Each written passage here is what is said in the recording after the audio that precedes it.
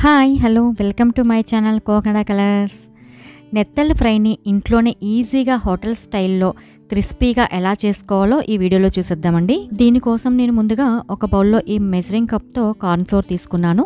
ఇది 125 ml measuring cup అండి. Same క్వాంటిటీలో రైస్ ఫ్లోర్ కూడా తీసుకోవాలి.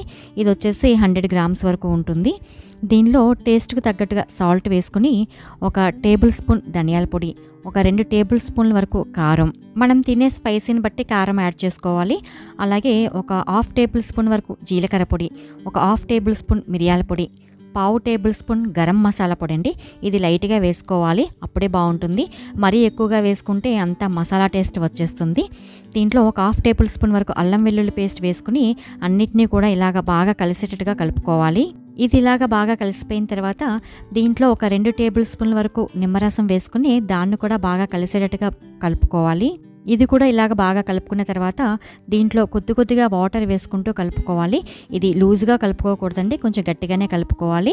ఎందుకంటే మనం నెత్తల్లో వేసేటప్పుడు దాంట్లో కొద్దిగా మనం నెత్తళ్ళు కడుగుతాం కదా, దాంట్లో కొద్దిగా వాటర్ ఉంటుంది. అందుకని చెప్పేసి అవి వేసినప్పుడు బాగా లూజ్గా కలుపుకుంటే ఇంకొద్దిగా లూజ్గా అయిపోతుంది.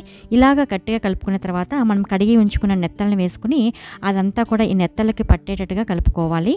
ఇలా కలుపుతున్నప్పుడే మనకి తెలిసిపోతుందండి అది ముక్కకి పడుతుందా లేదా అని చెప్పేసి. ఇక్కడ చూసారా కొంచెం గట్టిగా ఉంది, అందుకని చెప్పేసి ఇంకొద్దిగా వాటర్ వేసుకుని కలుపుకున్నాను. ఈ కన్సిస్టెన్సీ వచ్చే వరకు కలుపుకోవాలండి. అది మొత్తం కూడా ముక్కకి ఇలాగ పట్టాలన్నమాట. ఈ విధంగా కలుపుకుని పక్కన పెట్టుకోవాలి. దీనిని డీప్ ఫ్రిడ్జ్లో ఒక హాఫ్ అన్ అవర్ వరకు పెట్టుకుని తీసుకోవాలండి. అప్పుడు మసాలా అంతా కూడా ఈ నెత్తలకి బాగా పడుతుంది. తర్వాత స్టవ్ మీద ఒక ప్యాన్ పెట్టుకుని దాంట్లో ఆయిల్ వేసుకుని అది బాగా హీట్ ఎక్కాక దాంట్లో ఈ నెత్తల్ని ఒక్కొక్కటిగా వేసుకోవాలి, ఒకటికొకటి అంటుకోకుండా వేసుకోవాలి.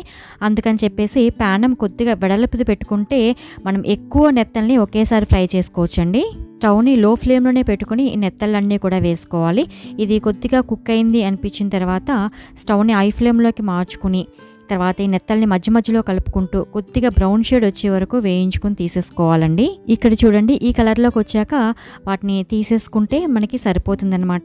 ఇది ఆయిల్ కూడా పీల్చదండి, సేమ్ మనకి హోటల్లో ఇచ్చినట్టుగానే చాలా క్రిస్పీగా చాలా బాగుంటాయి. మనకి నెత్తళ్ళు ఎక్కువగా ఉంటే దాని ప్రకారం ఈ క్వాంటిటీని కూడా పెంచుకుని ఇలా చేసుకోండి. ఎన్ని నెత్తళ్ళైనా కూడా సూపర్గా అదిరిపోతాయండి.